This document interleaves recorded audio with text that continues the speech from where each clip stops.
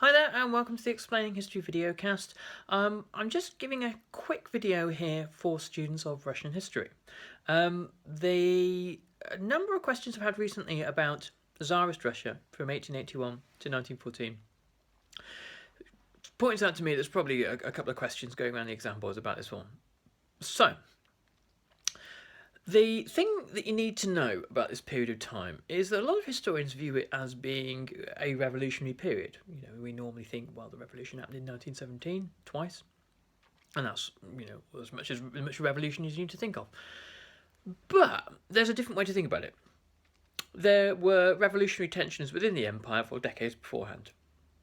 New social classes, industrialisation, and particularly the problems created by Alexander II's flawed emancipation, the anticipation and the build up and the expectations of the peasants that were cruelly dashed, and the long-term social crises that resulted, the energies released by Alexander's reforms, particularly reforms of education, and the attempts by Alexander and his ministers later on in his reign to put the genie back in the bottle, all of which failed.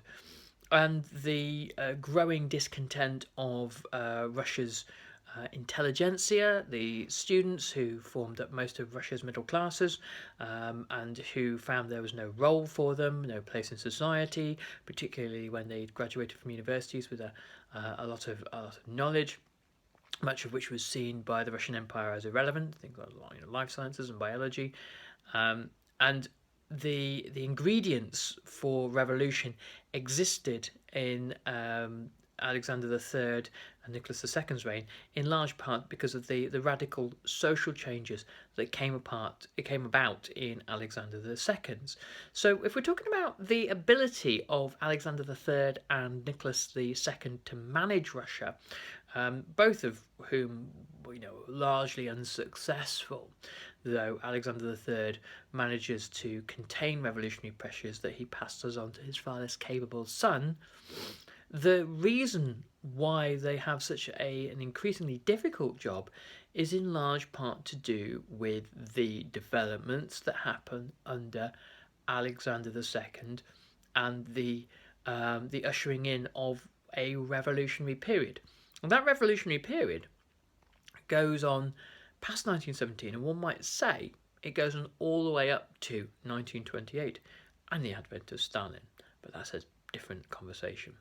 Anyway, I hope you find this useful. If so, tweet it and Facebook it and post it and all that caper. And remember to subscribe to the channel because I'll be adding more stuff like this in the near future. Thanks very much. All the best. Bye-bye.